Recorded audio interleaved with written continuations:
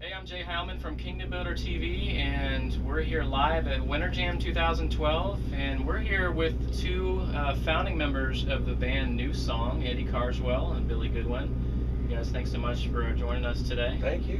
Now let's look at Newsong real quick. You guys have been a band for 30 years now, right? 1981? Right, May of 1981. Tell us how you got your start. Did you think that after 30 years you guys would still be together, touring? Well, no, we didn't. We really didn't know what we were just doing what we thought we were supposed to do at the time, and thought, wow, this, I remember thinking, wow, we might do this 3 or 4 years. We ain't do it 5 years. That'd be just crazy. But we're gonna go do it now because we felt like God was calling us to do it then. So the whole thing has been a little bit of that, just doing as what God's called us to do, the next thing and the next thing, and He's refreshed it, and then here we are, 30 years later. It doesn't seem like it, but it has been. That has to be some sort of record. I mean, there's few bands that have been around that long. I think you guys are like second to the Gaither vocal band. Well, we used to go see them. We used to go see them. Billy and I went together to see the vocal band before Newsong. So yeah, they've got us beat a little bit. Well, let's talk about Winter Jam. You guys have been doing this tour since 1995. Is that correct? That sounds real close. Sounds close. Mm-hmm. What was it like when you guys first started this tour? I mean, what was the inspiration to start this kind of tour? I mean, I'm sure there were a lot of concert tours out there at the time, but what got you guys started in wanting to do the Winter Jam tour? Well, we were doing tour dates. We were working. This is what we did, was go to churches and do dates. And at one point in time, maybe 200 times a year, we'd go someplace to a church. But our area we were covering was a lot smaller. You could play 3 churches within a 50 or 75 miles of each other. We start doing something like we're doing now. The dates are, usually far apart, sometimes 8 or 10 hours apart. So we were doing dates, had done a lot of dates in churches, and we'd done a lot of dates around the Greenville, South Carolina area. And I told Billy, I said, I'm gonna see if we can find us a neutral place to go back up there and just do a one-night thing and see if all the churches would come together and do something. So we organized that, the promoter up there in the area, and he said, well, we've never filled up the Greenville Memorial Auditorium for a Christian event, but we can try it. He said the reason it's available is so we can't sell, don't have time to sell tickets. I said, well, we don't want to sell tickets. We want to still do a donation at the door. And we think that'd be great, and we made it, I think, $3 at the door.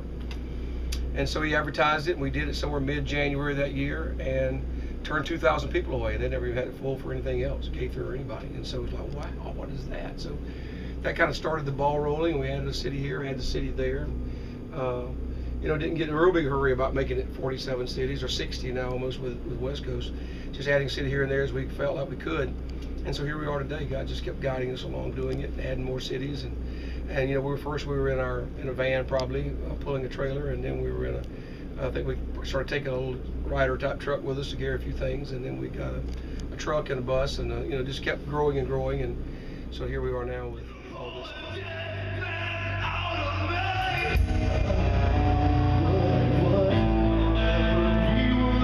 Here's your shot. Come on, everybody. You called us.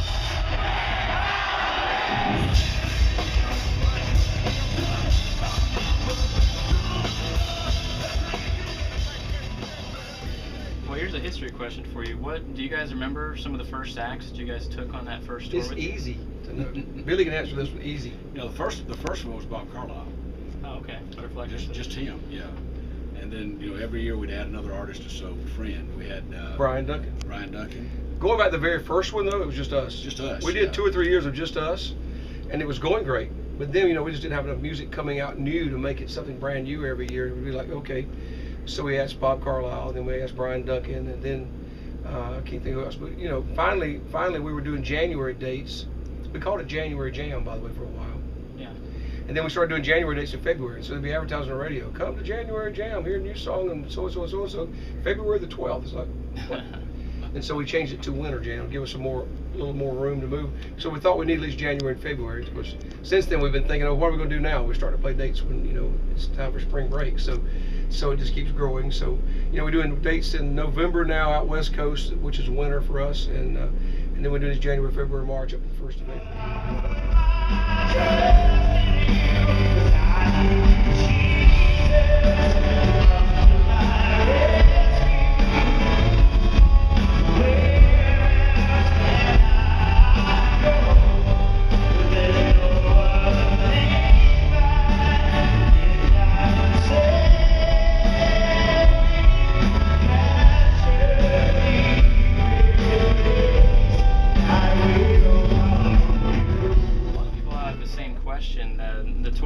long time has been $10 at the door, no tickets.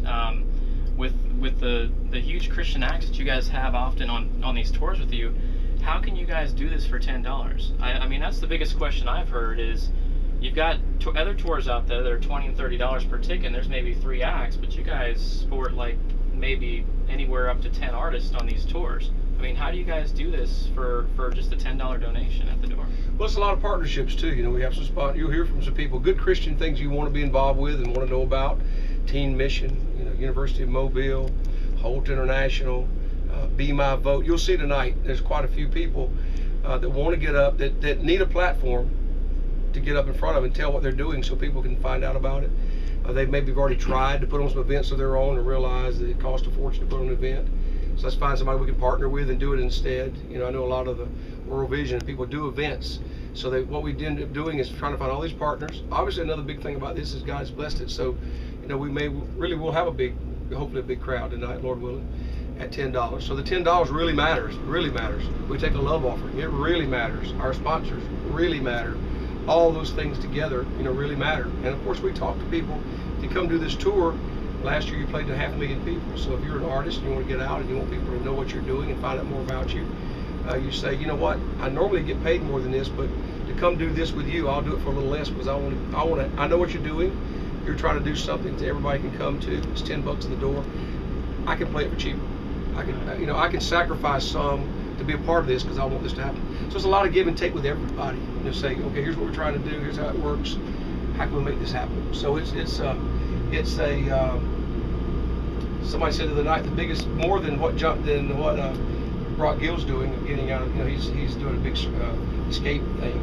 You know, the biggest thing is having this event, charging $10 so people don't have to pay anymore and everybody can come. And we've always said, we still do, if you don't have the $10, we'll let you in anyway. The biggest thing, though, of all that is God just chose to shine down on us and do this. You know, we always made it about the gospel. Right.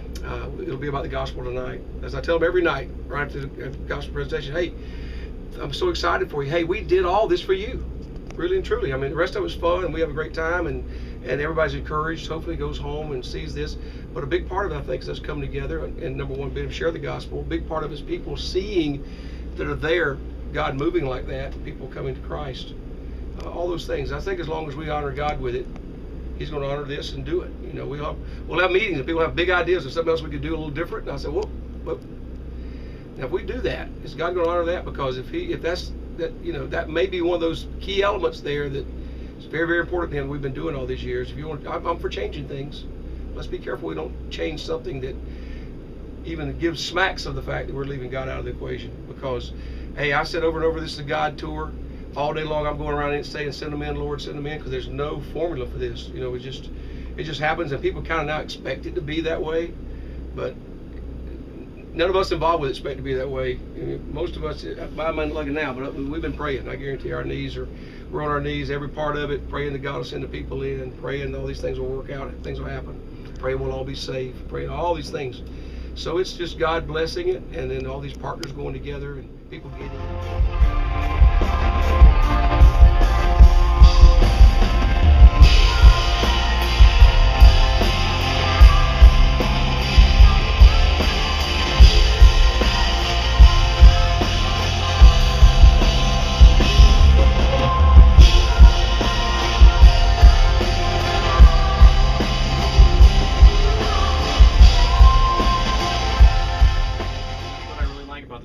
You guys put God first, and just the decisions made for Christ at these events. I mean, I keep track. I get the Winter Jam email and stuff, just telling about how many people have either committed their lives to Christ or recommitted their lives. And I think it's cool that you guys just keep it about that every single year. Now this is the 17th year you guys have done this, and Billy, I know what the answer to this question is going to be from you, but is there like an artist or a group that's kind of stuck out to you that has been one that's been kind of a fan favorite over the years? I know if you say anybody but Francesca Battistelli, I'm pretty well sealed in that one. Yeah, but is there like an artist that you guys that's been out on tour with you guys on this tour that you guys really enjoyed having? There's a lot of them we really enjoyed having. It's hard to really say any one that we didn't enjoy having, because everybody out this year we're having a great time with, and You know, last year we went like almost 60 dates with almost the exact same tour. You know, winter, West Coast, East Coast, and so it became a big, huge family thing. We have, you know, we have jam church together every Sunday on the road, and we have our pastor speak, and most everybody that can possibly come comes, and we take turns leading worship and all these different things. So by the time you go that many dates, you're really close with everybody. And so this year, you know, having all those people all year last year, we couldn't have hardly any of them back. So it's almost like freshman class. Here we are again, telling everybody kind of what we're doing, what we're trying to accomplish. Here's our goals. You know, let's make sure we're all doing this together for the right reasons. And so we kind of start all over again, making friends with a lot of people. Now, we knew Skillet from a few years ago. They were out with us, but a lot of these guys we've casually know, but not like we're going to know them after being out with them all these dates in a row like this. So it's fun, you know, just to see what God's doing, and hopefully have a little, they'll have influence on us, of course, in a lot of ways, and hopefully have a little influence on them. This is how we see touring should be, as far as in the gospel and these different things, and having church and all these different things, having our road pastor out there praying with you, and you know, and so hopefully we'll have a little bit, you know, as they rub off on us, iron sharpens iron, we'll hopefully get better.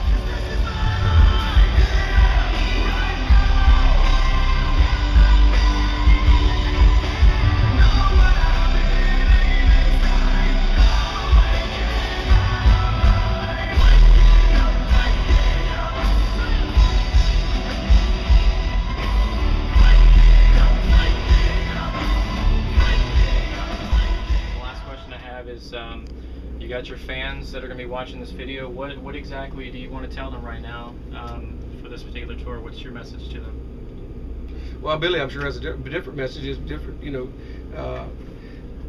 Number one, please come. And this tour is made, as we said, so everybody could come. So it's a tour so you can bring not only your core youth leader people that could maybe go, but you got all those fringe people that maybe couldn't afford to go to something else.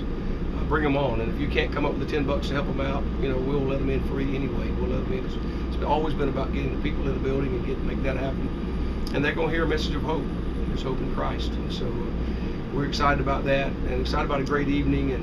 And you get, you know, you think, okay, a $10 tour. When I get in there, I know this band's going to be in there. I bet it's not very good lights and sound and stuff, but I wouldn't expect it to be. No, it's going to be great lights and sound. It's going to be fantastic, actually.